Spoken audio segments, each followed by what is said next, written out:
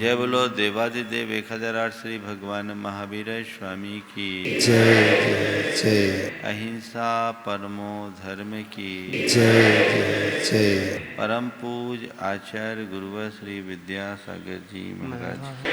जय बोलिए भावना योग प्रवर्तक पूज्य मुनिवर श्री प्रमाण सागर जी महाराज की जय जय जय की जय जय जय। एक युवक किसी लोहार की कार्यशाला में पहुंचा, वर्कशॉप में पहुंचा, देखा वो घन से लोहा पर प्रहार कर रहा था और एक तरफ कई बड़े बड़े घन टूटे हुए पड़े थे। उसे देखकर बड़ा आश्चर्य हुआ। बोले इतने सारे घन कैसे टूट गए? बोले रोज का काम है, काम करने में टूटते हैं। बोले मुझे एक बात समझ में नहीं आई, जिस निहाई पर लोहों को रखकर, निहाई समझते ना, निहाई रहती उसके ऊपर घन और हथौड़ा का प्रहार होता है, तो जिस निहाई पर लोहे को रखकर आप घन से पीटते हो, वो निहाई तो एक भी टूटी नहीं दिखी, घन सब टूटते दिख रहे, जबकि घन और हथौड़े भी लोहे के और निहाई भी लोहे की। क्या रहस्य है इसका? लोहार ने जो बात कही वो बहुत ध्यान देने योग्य है। लोहार ने कहा भैया बात केवल इतनी है कि निहाई जमीन में गड़ी है, जमीन से जुड़ी है, इसलिए सब सह लेती है, उसका कुछ नहीं होता, और हथौड़े घन सह नहीं पाते इसलिए टूट जाते। आज के संदर्भ में ये प्रसंग बड़ा उपयोगी है। अपने जीवन को अटूट बनाए रखना चाहते हो, मजबूत बनाए रखना चाहते हो, तो सहन करो। आज टी की बात है, टी फॉर टॉलरेंस, है ना। टॉलरेंस, सहनशीलता, सहिष्णुता हमारे जीवन का एक बहुत बड़ा गुण है जो जीवन में आना चाहिए। सहो, मैं अक्सर कहता हूं, जितना सहन करोगे उतना समर्थ बनोगे। किसे सहना है? किसको सहना है?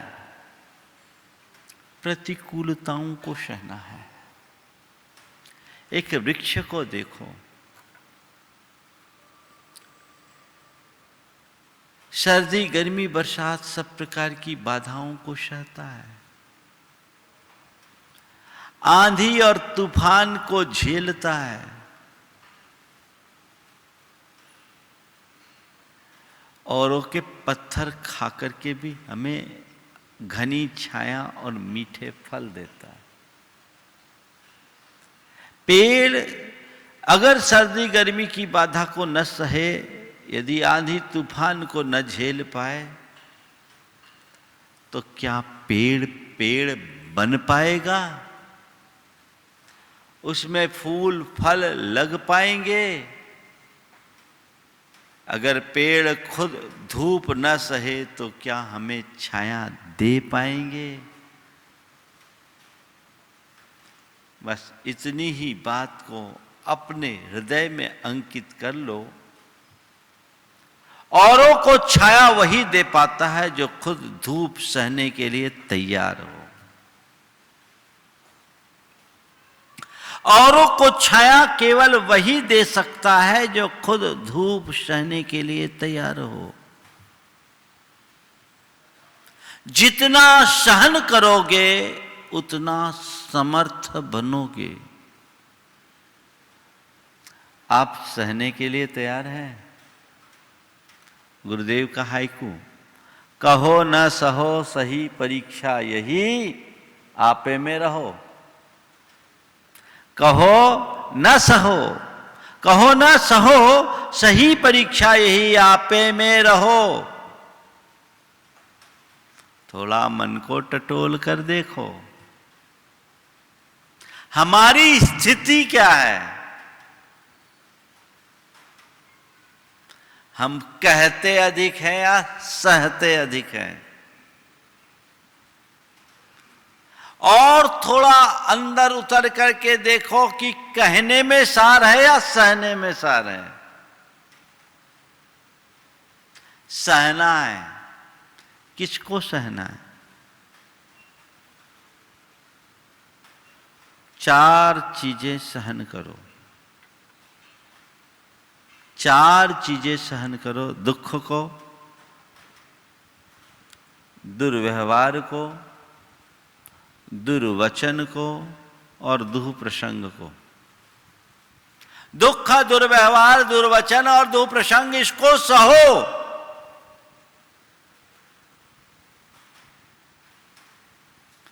सबसे पहली शुरुआत अपने दुखों से है।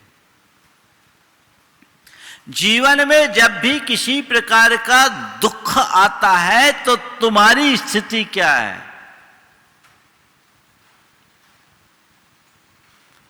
तुम उसे सहज भाव से सहते हो या अपना सिर पकड़कर बैठ जाते हो?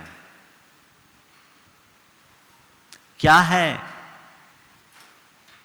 ये हमें देखना है।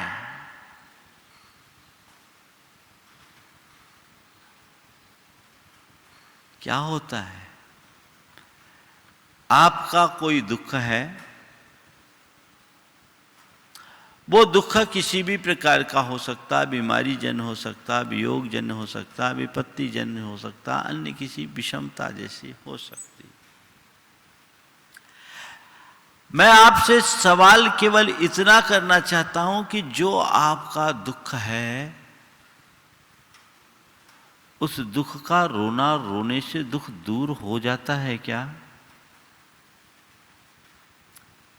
सॉल्यूशन निकल आता है क्या? जो तुम्हारे लिए दुख आया, कोई भी दुख है संसार में, ऐसा एक भी प्राणी नहीं जिसके जीवन में दुख नहीं है। दुख संसार का एक अनिवार्य सत्य है। जन्म से ही दुख है, ये संसार ही दुखमय है। दुख तो है, पर सवाल ये है, दुख का रोना रोने से दुख दूर हो जाता है क्या? एक व्यक्ति है जो अपने दुख को चुपचाप सहता है, और एक व्यक्ति वो है जो अपने दुख का रोना सबसे रोता है, सबसे अपना दुख कहता फिरता है। कौन सही है? दुख का रोना रोने वाला या चुपचाप सह लेने वाला? कौन सही लगता है? बोलो। हाँ, चुपचाप सह लेने वाला। अपने मन से पूछो, तुम्हारा स्थान कहां? तुम्हारा स्थान कहां? ध्यान रखो, कैसा भी दुख हो, दुख आया है तो उसके पीछे के अंतरंग कारण को देखो। वो मेरे कर्मों के निमित्त से आया है। अगर मैं इसे चुपचाप सह लेता हूं तो कर्मों का हिसाब किताब यहीं पूरा हो जाएगा। और यदि दुख में विचलित होकर मैं अपना रोना रोता हूं, इधर उधर भागता हूं, तो कर्म मुझ पर और हावी होंगे। एक दिन मैंने कहा था, दुख को स्वीकार लेने पर दुख आधा होता है और दुख का प्रतिकार करने पर दुख गहराता है।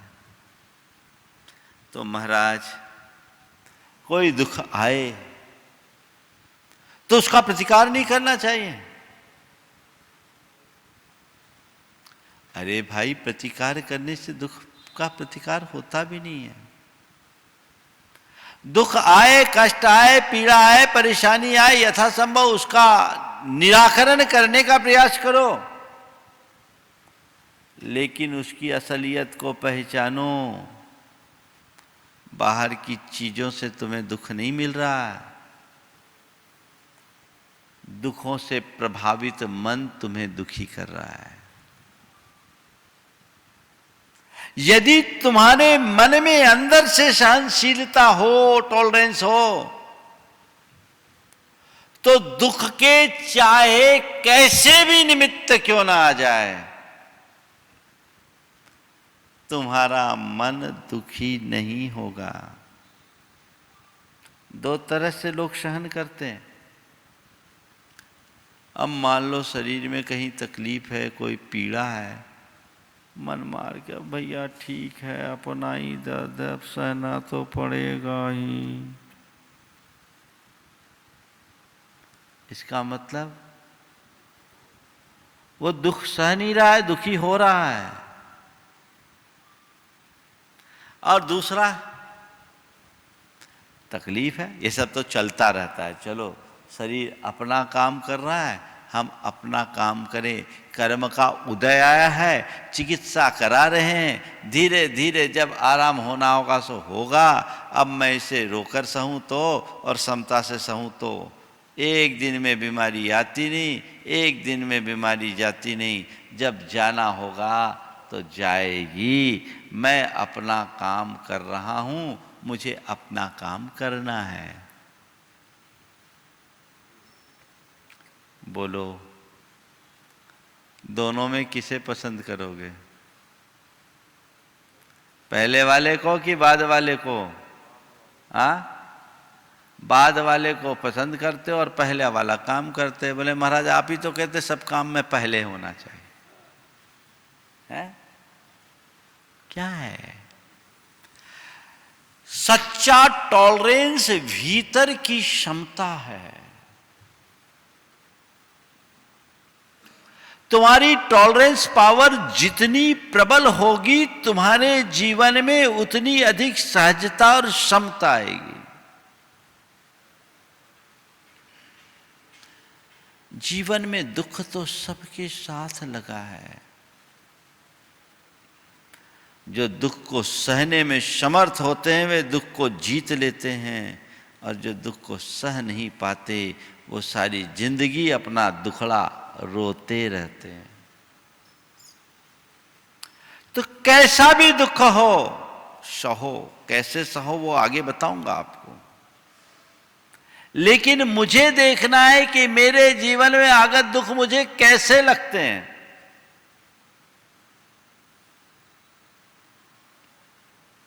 अगर हम इतनी सी समझ बना लें तो बड़े आनंद से जी सकते हैं।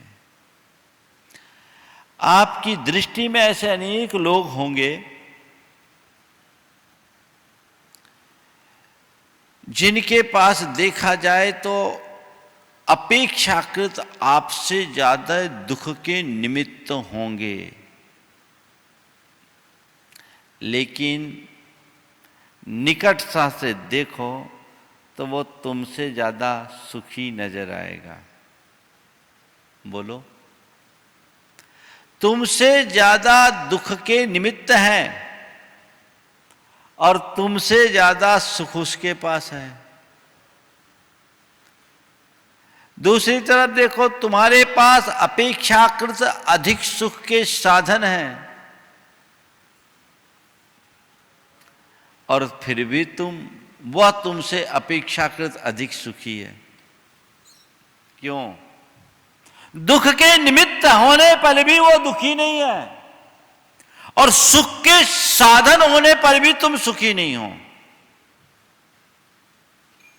क्यों? केवल इसलिए कि तुम्हारे पास अपने दुखों को सहने की क्षमता नहीं और उसके पास, सामने वाले के पास अपने दुखों को सह लेने की ताकत है, सामर्थ्य है। चुपचाप दुख सहने की सामर्थ्य अपने भीतर विकसित कीजिए। दुखों से नहीं बचा जा सकता। तुम सोचो कि संसार में मैं रहूं, मेरे पास कोई दुख आए ही नहीं, असंभव।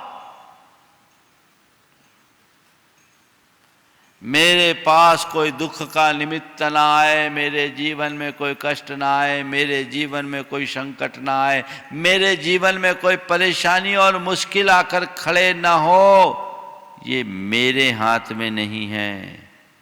मेरे क्या, किसी के हाथ में नहीं है। क्योंकि कष्टों और परेशानियों को लाने वाले कर्म हैं।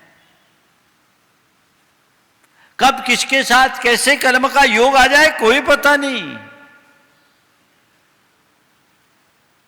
हां, कष्ट, परेशानी, मुश्किल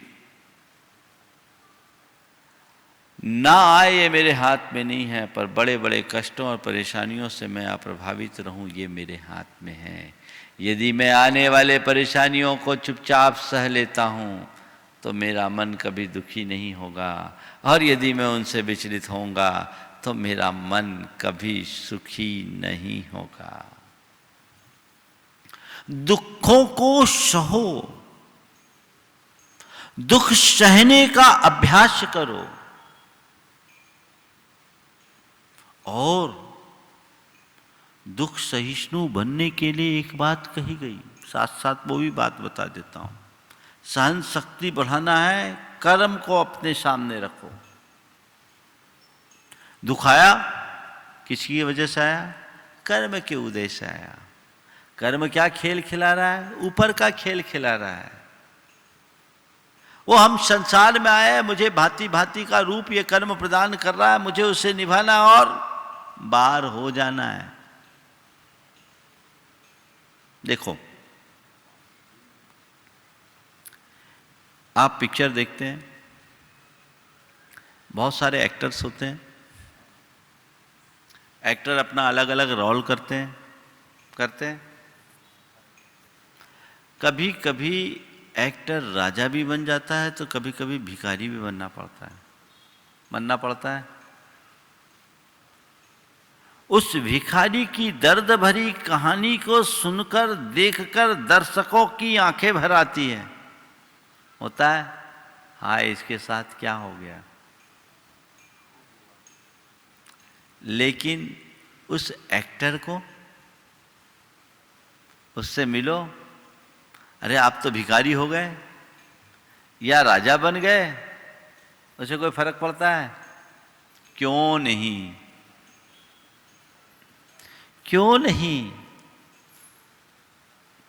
बात समझ में आ रही है? थोड़े गहरे में जाना है। क्यों नहीं? क्योंकि उसे मालूम है ये तो मेरे ऊपर का रोल है, मुझे पता है मैं क्या हूं।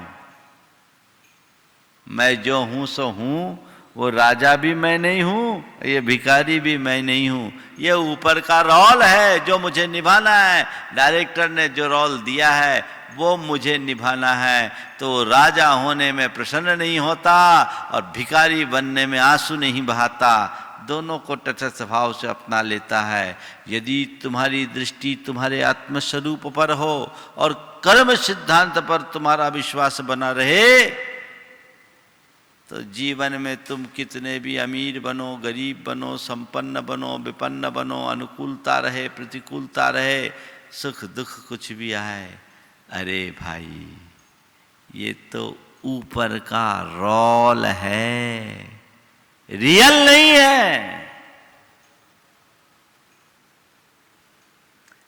चुपचाप सहन करने की सामर्थ्य आएगी। ठीक है, रोल निभाना है, रोल निभाना है। संसार में एक नाटक ही है जिसका डायरेक्टर कर्म है और हर प्राणी उसके एक्टर है। हमें जो रोल दिया जाता है उसे निभाना होगा। यदि हम अपना रोल ठीक तरीके से निभाएंगे तभी इस संसार के इस नाटक और रंगमंच से अपने आप को बाहर निकाल पाएंगे। और यदि हमारा अभिनय सही नहीं हुआ तो और नीचे नीचे के अभिनय का रोल हमें करना होगा। सहज रूप से स्वीकार।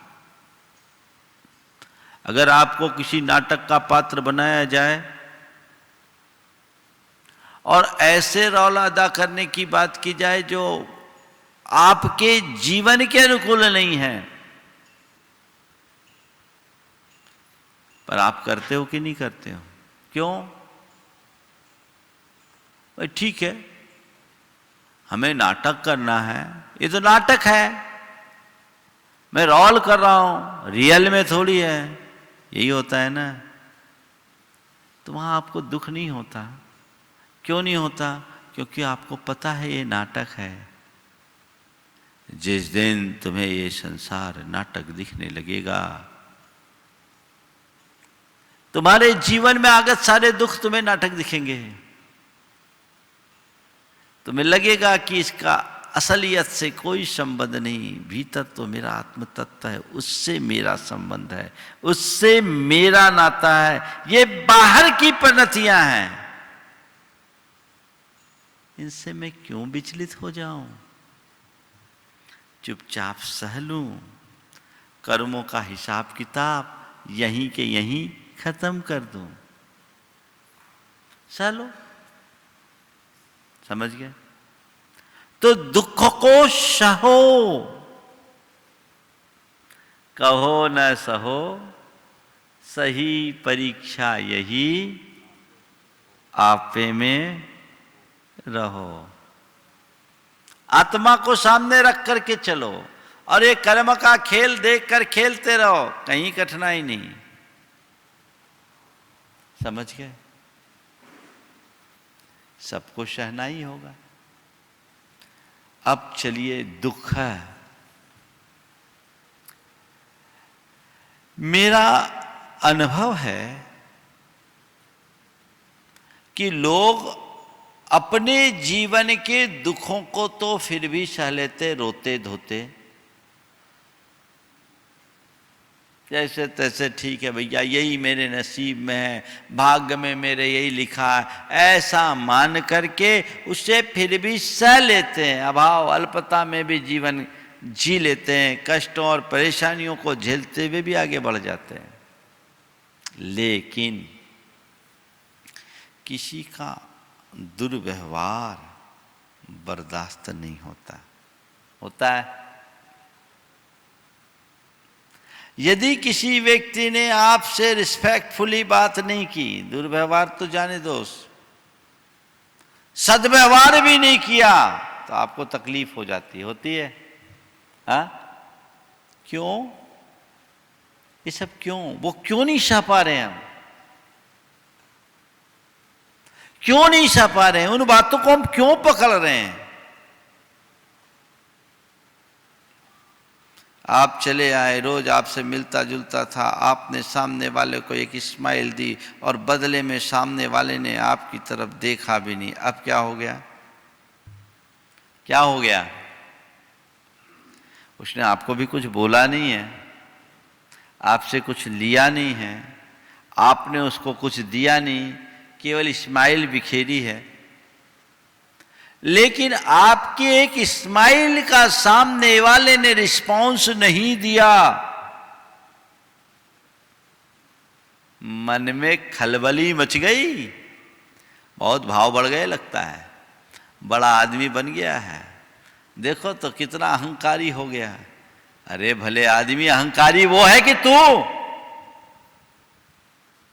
देख तो सही,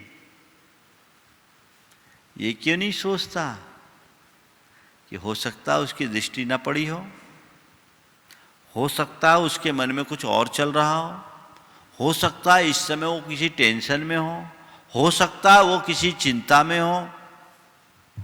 ये भी हो सकता है कि नहीं? लेकिन मन है कि मानता नहीं। अपने तरीके से देखता है, अरे उसने आज मुझे कोई रिस्पॉन्स नहीं दिया। अब बोलो कहां है टॉलरेंस, कितना कमजोर है मन।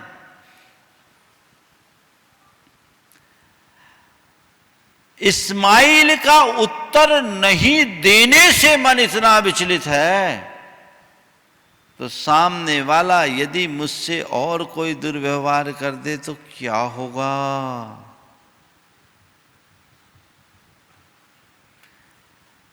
अपने पास्ट की तरफ दृष्टि ले जाओ, अतीत की तरफ झांको, एक पल के लिए आंखें बंद करो और देखो कि मेरी स्मृति पटल में ऐसे कौन कौन सी घटनाएं उभर रही है जो आज भी मेरे जेहन में बैठी है, जो कि मेरे जीवन में बड़ा गहरा प्रभाव जमाई हुई है औरों के दुर्व्यवहार के रूप में, जिसे याद करते ही मेरा मन विचलित होता है। थोड़ा आंखें बंद करो एक पल के लिए, सब लोग आंखें बंद करो। किनका किनका दुर्व्यवहार झलक रहा होगा। देखो, तुम्हें तुम्हारी पत्नी का व्यवहार झलका होगा, तुम्हें अपने माँ बाप का व्यवहार झलका होगा, तुम्हारी आंखों के सामने तुम्हारे भाई बहन का व्यवहार झलका होगा, तुम्हारी आंखों में तुम्हारे नौकर चाकर का व्यवहार झलका होगा, तुम्हारी आंखों में तुम्हारे पड़ोसी का व्यवहार झलकेगा, तुम्हारी आंखों में तुम्हारा पेमेंट रोक लेने वाला ग्राहक झूल रहा होगा, तुम्हारी आंखों में तुम्हारे अन्य सामाजिक बंधु झूल रहे होंगे। न जाने कितने को तुमने अपने दिमाग में स्टोर करके रखा है। आ रही है, आंखें बंद करके थोड़ा सोचो। मैं रुकता हूं, अपने प्रवचन को रोकता हूं। बंद करो आंखें, देखो 1 मिनट के लिए। मैं 1 मिनट का ब्रेक लिया हुआ हूं।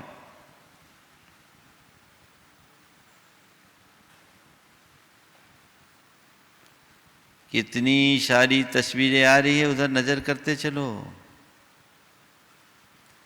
पूरा रील चलेगा।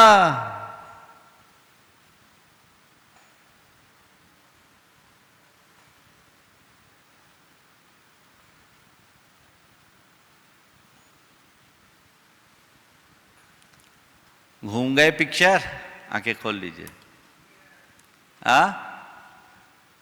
वे लोग बोले भाग्यशाली जिनकी आंखों में कुछ नहीं आया। लेकिन किसी ने किसी के साथ तो हुआ होगा, और जो भावना योग करते आ रहे तो नहीं हुआ, बात मान सकता हूं। लेकिन ये आए ना, और ये स्मृतियां तुम्हें दुखी बनाती या सुखी? बोलो। दुखी।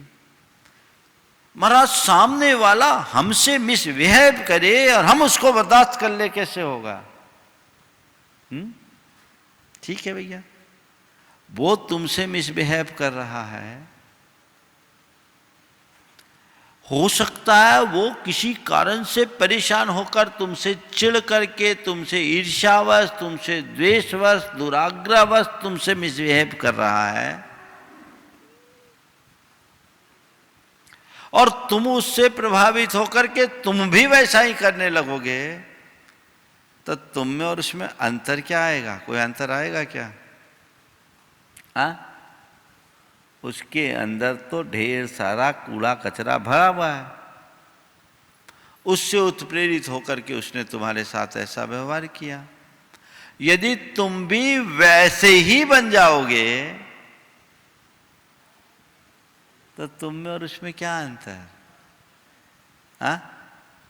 उस समय यदि सोचो कि मेरे प्रति इसका जो ये व्यवहार है, इस व्यवहार में सामने वाले का कोई दोष नहीं, वो तो केवल कर्म से प्रेरित होकर के आया है। बेचारा कर्म का मारा है, अपनी प्रतिक्रियाएं ऐसी दे रहा है, उसके मन में मुझसे चिढ़ है, मुझसे द्वेष है, मुझसे ईर्ष्या है, और इस वजह से वो खुद परेशान होकर मेरे साथ ऐसा कर रहा है। अगर मैं उलट करके ऐसा करूँगा तो मेरा कर्म और बढ़ेगा। मुझे अपने कर्म को के अकाउंट को सेटल करना है। काम खत्म। मैं एक ऐसे व्यक्ति को जानता हूं जिसकी पत्नी उसके साथ बड़ा बुरा व्यवहार करती है,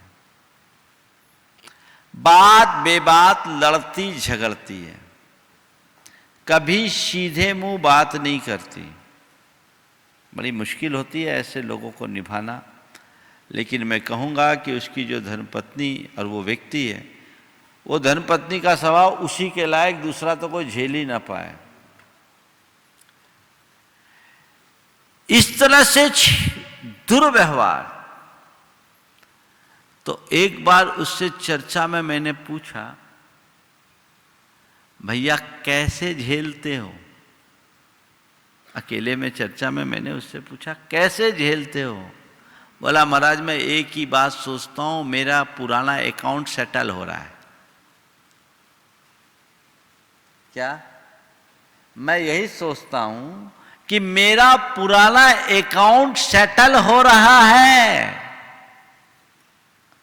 दृष्टिकोण को बदल लिया, अंतर आ गया। दुर्व्यवहार है, लेकिन ठीक है, अब परिवार है, उसका स्वभाव ऐसा बन गया है। सामने वाले को बदल पाना मुश्किल है, पर उसके प्रति अपने दृष्टि को बदल देना बहुत सहज है। अपनी सहन शक्ति को विकसित करने के लिए हमें यह करना जरूरी है। अगर वो ऐसा न करे तो क्या होगा? जीवन भर दुखी दुखी।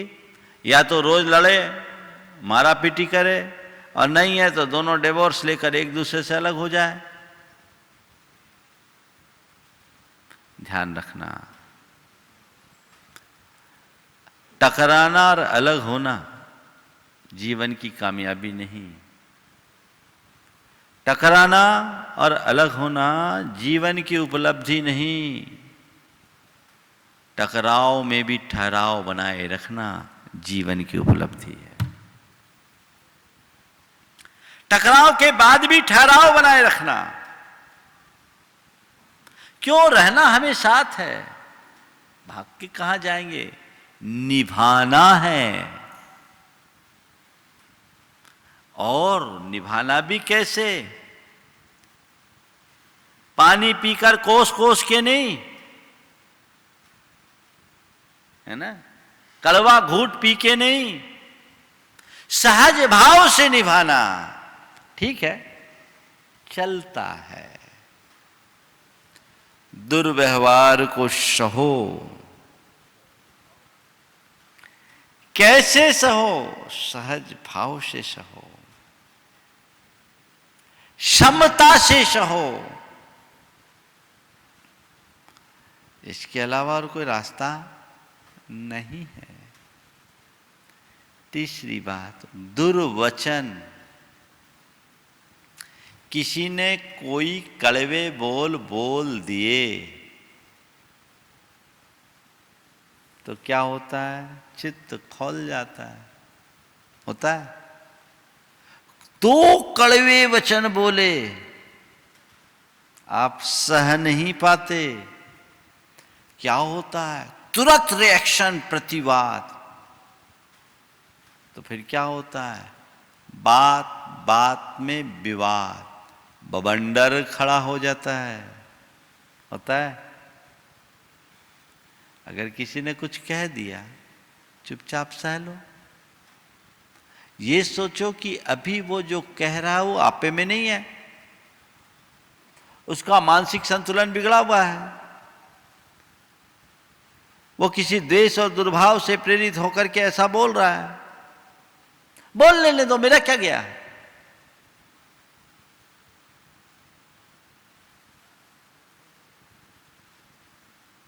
किसी ने आपको कुछ दिया, आपने उसे लिया, तो वो चीज आपकी हुई। और किसी ने आपको दिया, आपने उसे नहीं लिया, तो किसकी है? हाँ? अरे उसने मुझे गाली दी, मान लिया दी। तुमने गाली ली क्या? ली तो क्यों ली? सवाल तो केवल इतनी सी बात का है। मुझे तो ऐसा समझ में आता है कि गाली देने वाला गाली देने में जितना तत्पर होता है, सामने वाला गाली लेने में उससे ज्यादा उतावला होता है ना? रिएक्शन क्यों? एक सोच विकसित करनी है अपने भीतर। कोई बोल दिया, हंस के टाल दिया, बोल लेने दो, बक लेने दो, उसका स्वभाव है। कटु वचन, कर्कश वचन बोल रहे, ठीक है, अभी वो आपे में नहीं है। जैसे कोई व्यक्ति शराब पी करके उल जलूल बकता है, तो क्या आप कभी उससे उलझते हो? नशे में हो, पता है ये आदमी शराबी है और उल जलूल बक रहा है, आपके ऊपर टिप्पणी कर रहा है, आप क्या करते हो? उलझते हो? अरे अभी होश में नहीं है, नशे में है, पिया हुआ है, छोड़ो यार। यही करते हो ना? हाँ, कुछ फर्क पड़ता है? अरे उसने मुझे गाली दे दी, नहीं, वो बेहोश है, तुम होश में हो, व्यवस्था बनी रहेगी। अगर कोई ऐसा बोल रहा है, ये सोच कर नजरअंदाज कर दो, ठीक है, अभी इसको समझ नहीं है, इसकी कोई अंडरस्टैंडिंग गलत है, समझ नहीं पा रहा है, आप पे में नहीं है, मैं क्यों इसके पीछे दिमाग खपाऊं, बोलने दो, मामला शांत होगा कि नहीं। एक बार संकट समाधान में, उन दिनों की बात है जब माइक पर लोग प्रश्न नहीं करते थे, मेरे पास पर्चियां देते थे। एक बहन जी की पर्ची आई, महाराज वो रोज ऑफिस से आते हैं, मुझसे 2-4 बातें कर देते हैं, अभी तक तो मैं सब कुछ चुपचाप सहन करती रही, अब मुझसे भी सहा नहीं जाता, मैं भी 2-4 बार बोल देती हूँ, कहाँ तक सहन करूँ महाराज, क्या मेरा ऐसा सोचना ठीक है? मैंने पूछा कि बहन जी ये बताओ कि जब आपके श्रीमान ऑफिस से आके आपको 2-4 बातें सुनाते थे और आप चुपचाप सह लेती थी तब में, और जब से आपने उल्टा सुनाना शुरू किया है तब में, क्या अंतर है? जब सह लेती थी तब में और जब से आपने उल्टा सुनाना शुरू किया तब में क्या अंतर? उसने कहा महाराज मैं सह लेती थी तो बस खा पी के वो भी नॉर्मल हो जाते थे, मैं भी नॉर्मल हो जाती थी, और अब जब से मैं बदले में सुनाने लगी पूरी रात भर शीत युद्ध जारी रहता है, एक का मुंह इधर एक का मुंह इधर। तो भैया यही करना है तो लड़ो। अगर किसी बात को हम चुपचाप सह ले तो बात वहीं समाप्त होती है, और यदि पकड़ ले तो कई भवों तक साथ चलती है। टॉलरेंस डेवलप करना चाहिए। ये सब कुछ हमारे अपने एटीट्यूड पर डिपेंड करता है, हमारे दृष्टिकोण पर डिपेंड करता है, अभी बात करूंगा उसकी। चौथी बात, कोई दुख प्रसंग है, ऐसा प्रसंग जो आप नहीं चाहते आ जाए, मन बड़ा व्याकुल होता है, कोई अवांछनीय प्रसंग बन जाए, ऐसी सिचुएशन आके खड़ी हो जाए जो अनवांटेड है, बड़ी मुश्किल होती है। उस समय आदमी बड़ा टेंशन में आ जाता है, होता है भैया। टेंशन में पड़ने से तुम्हारी सिचुएशन तो नहीं बदलने वाली, ठीक है? ऐसा कुछ हो गया है तो उस समय मन में धैर्य लाओ, कर्म का उदय मानकर उसे सहज भाव से सहो और धीरे से उस सिचुएशन से बाहर निकलने का रास्ता ढूंढो। विचलित होने में तो कुछ नहीं होगा ना, जो हाथ में है वो भी चला जाएगा। 4 बातें आप सबसे कह रहा हूं टॉलरेंस को डेवलप करने के लिए। आप चाहते हैं कि आपकी सहनशीलता बढ़े, 4 बातों को ध्यान रखो। सबसे पहले कर्म सिद्धांत पर विश्वास रखो। क्या करो?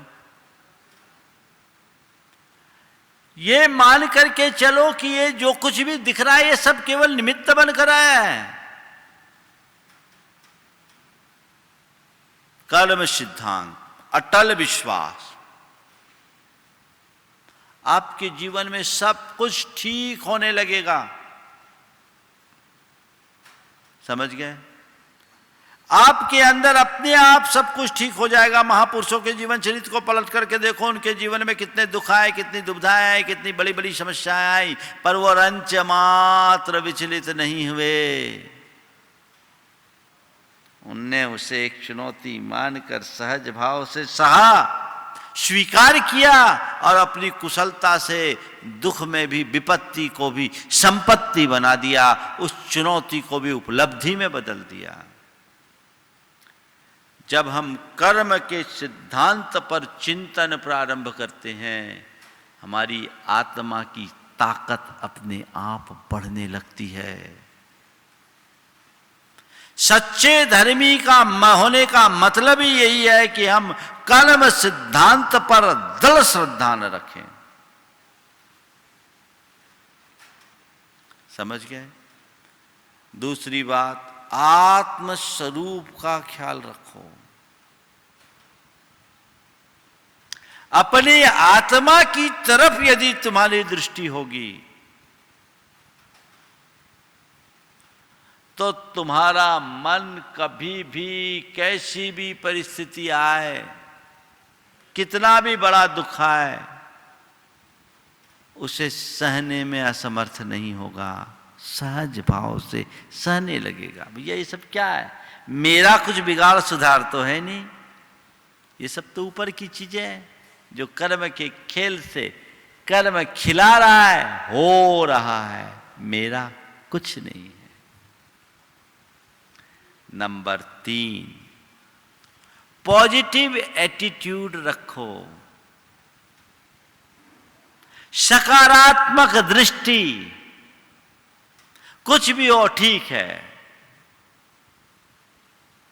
देखिए, पॉजिटिव दृष्टिकोण का परिणाम क्या होता है? एक घर में बहू आई। सास का स्वभाव बड़ा गुस्सैल और झगड़ालू था। बहू बहुत शांत, सुशील और संस्कारी थी। 2-3 दिन तो सब कुछ ठीक चला। अब सासू को बहू एकदम विपरीत मिल गई। ये आग तो ये पानी। सासू कुछ भी बोले बके, ये कुछ बोले ही नहीं, सहज रूप से अपना काम करे। तो सासू को और खलबली मचे। बड़ी मुश्किल होती है, सामने वाला गुस्सा करे और आप चुपचाप रहो तो भी उसको चैन नहीं होती। वो चाहता है कि आप कुछ बोले। सासू के मन में खलबली मची और एक दिन कहा, अरे धरती पर भी लात मारो तो आवाज करती है, पता नहीं भगवान ने किस पत्थर की मूर्ति को मेरे घर में ठेल दिया। तेरे मुंह में जीभ नहीं है क्या? बोलती क्यों नहीं? वो चुपचाप, माँ जी आप जो कह रही सो करो। जब इस तरीके से ललकार रही थी तो पड़ोसन सामने आ गई। और पड़ोसन ने सासू को ललकारते हुए कहा, अरे इतनी सुंदर सुशील बहू आई और तू उससे लड़ने के लिए राजी है? अगर लड़ाई लड़ना है तो आ मुझसे लड़, मैं देखती हूं, आजा मेरे सामने। तो बहू ने आकर के कहा, माँ चाची जी ऐसा मत करिए, ये मेरी माँ जी हैं और मेरी माँ जी मेरी गलतियों पर मुझे नहीं समझाएगी तो कौन समझाएगा? कृपा कर आप ऐसा न करें। इनको कहने दीजिए, मुझे इनसे अच्छी प्रेरणा मिलती है। जब ये कुछ कहती हैं तो मुझे प्रेरणा मिलती है। ये सुनना था, सासू का हृदय परिवर्तित हो गया। अरे मैं कहाँ और ये कहाँ, मैं इतनी करकसा, ये इतनी सौम्य। उसी दिन से सासू का बहू के प्रति अपना दृष्टिकोण ही बदल गया।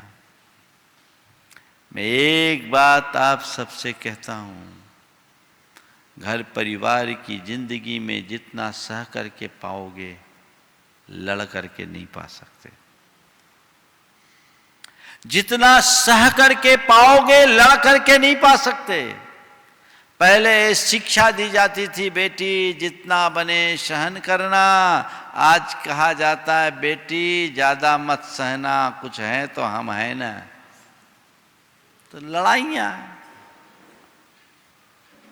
परिवार न्यायालयों में रोज ऐसे केस चलते हैं। डिवोर्स के कितने केसों के लाइन लगे, कोई हिसाब ही नहीं। ये जिंदगी का सही मजा नहीं है। तो अपने एटीट्यूड को पॉजिटिव रखो। और चौथी बात, नजरअंदाज करना सीखो। हो जाने दो, ठीक है, हो गया, हो जाने दो, let us go, live it. Ignore करो।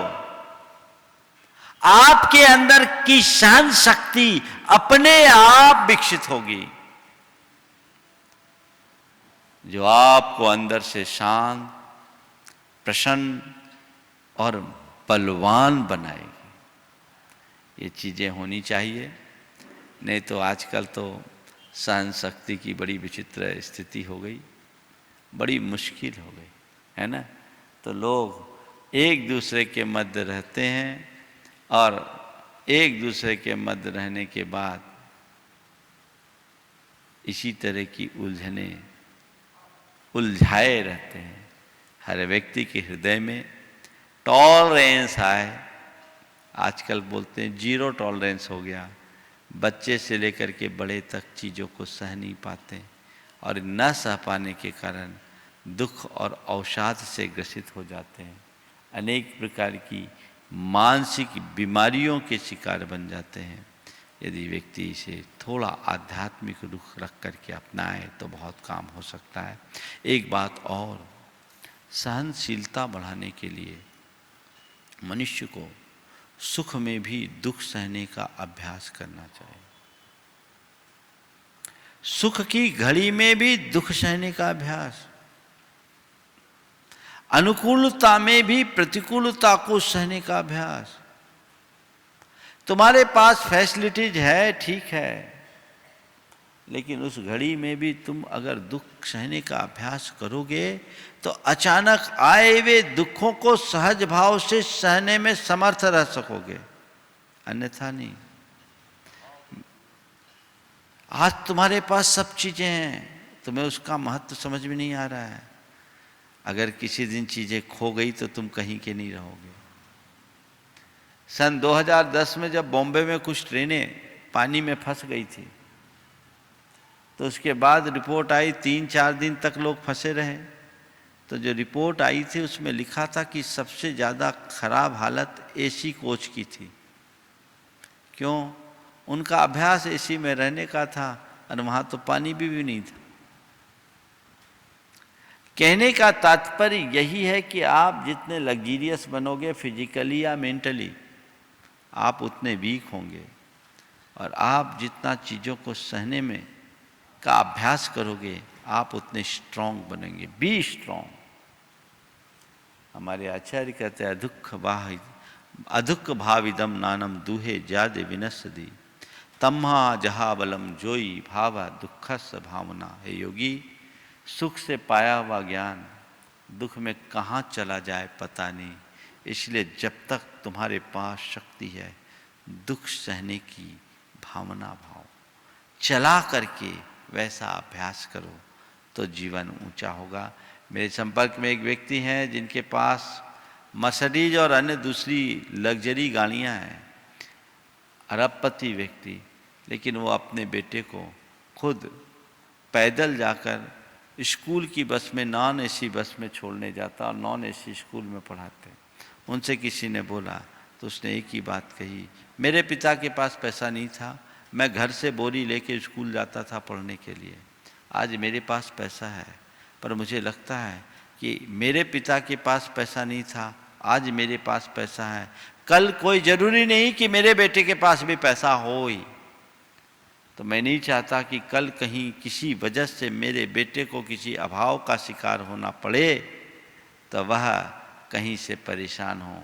इसलिए मैं चाहता हूँ अभी से उसके अंदर दुखों को सहने की सामर्थ्य है। ये एक दृष्टिकोण है। तो अभ्यास करें। मेरे संपर्क में ऐसे अनेक लोग हैं जिनके घर में एसी लगी है पर कभी वो एसी चलाते नहीं। व्रत उपवास त्याग तपस्या करते क्यों? केवल दुखों को सहना है, कष्टों को सहना है। तो अभ्यास बनाइए। शारीरिक दुख तो फिर भी लोग बहुत सहजता से सह लेते हैं, मानसिक दुखों को भी हमें सहना चाहिए, वाचिक दुखों को भी सहना चाहिए, तभी हम अपने जीवन को ऊंचा उठा सकेंगे। जय बोलो परम पूज्य आचार्य गुरुवर श्री विद्यासागर जी महाराज।